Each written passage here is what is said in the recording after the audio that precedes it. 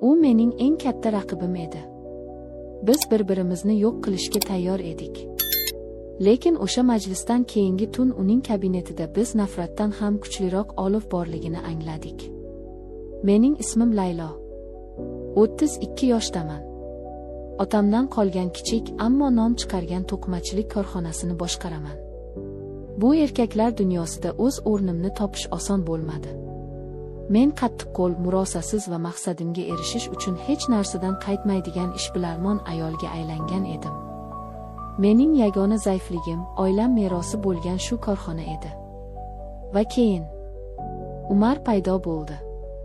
35 yoshlarda zamonaviy texnologiyalarga asoslangan yangi tekstil fabrikasini ochdi. U yosh, kuchga to'la, tajovuzkor va mening bozorimdagi eng katta ulushni tortib olishga harakat qilardi. Biz dushman edik. Har bir uchrashuvimiz, har bir muzokaramiz bu sovuq urush edi. Uning o'ziga ishongan kulgusi, mening rejalarimni puchga chiqarishga urinishlari mendan nafrat uyg'otardi.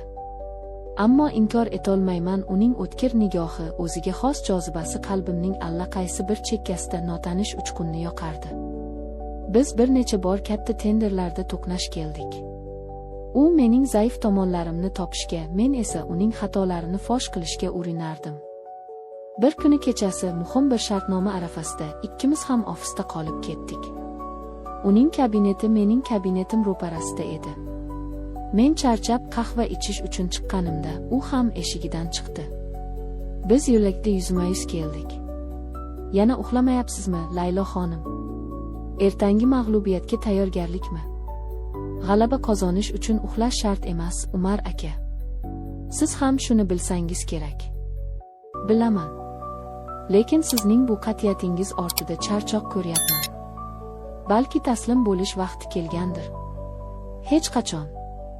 U shunday yaqin keldiki, men uning qimmat atirining hidini his qildim. Uning ko'zlarida endi faqat raqobat emas, boshqa bir olov yonardi. Yuragim gupillab ketdi.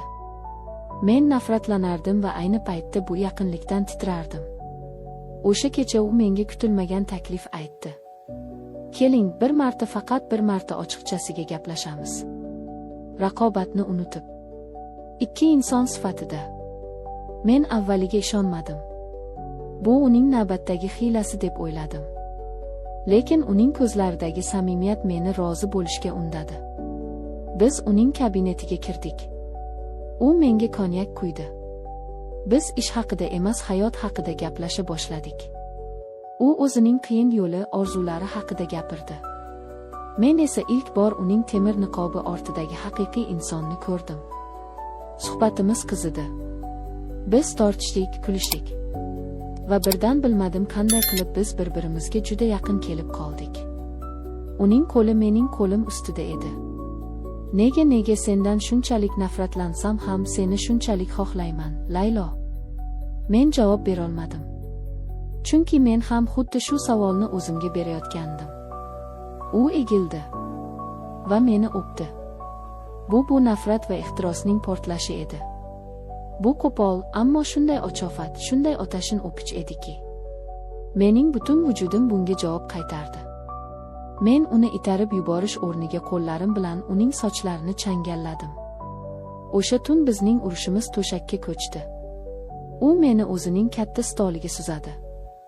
Yo'q, u meni avaylab stoliga suyadi. Uning qo'llari kostyumimning tugmalarini shoshqaloqlik bilan yecha boshladi. Bu aqldan ozish, dedim men hansirab. Ha, lekin shunday shirin, dedi u va bo'ynimdan ochofatlik bilan o'pdi.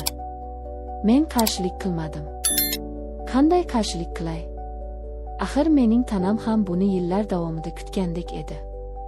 Uning tajribali teginishlari, uning kuchli qo'llari. U mening tanamni go'yo zabt etilayotgan qaladek o'rganardi. Har bir teginishi bilan men zaiflashib borardim va yanada ko'proq istardim. U meni ko'tarib o'zining charm divaniga yotqizdi. Uning lablari, uning lablari.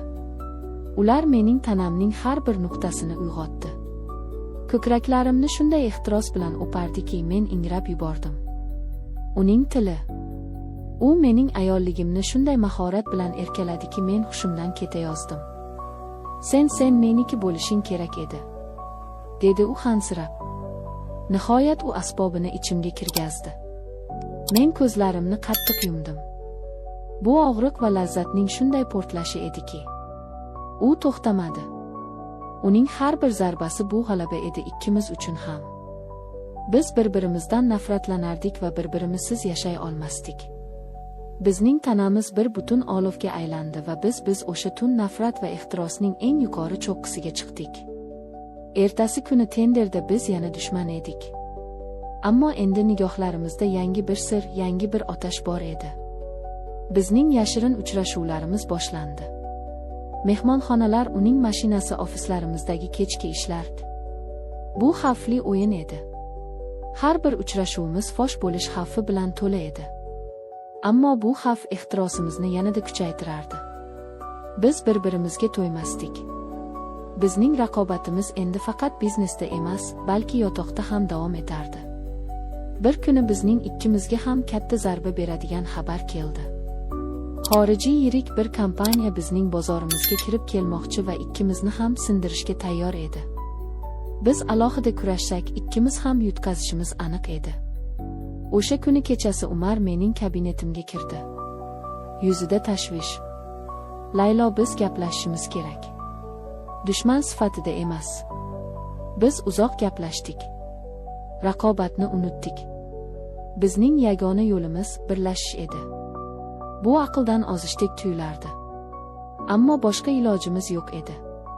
O'sha tun biz yana birga bo'ldik. Ammo bu safar boshqacha edi. Bu endi faqat ehtiros emasdi. Bu ishonch, bu hamkorlik edi. Biz nafaqat tanamizni, balki rejalarimizni, kelajagimizni ham birlashtirayotgandik.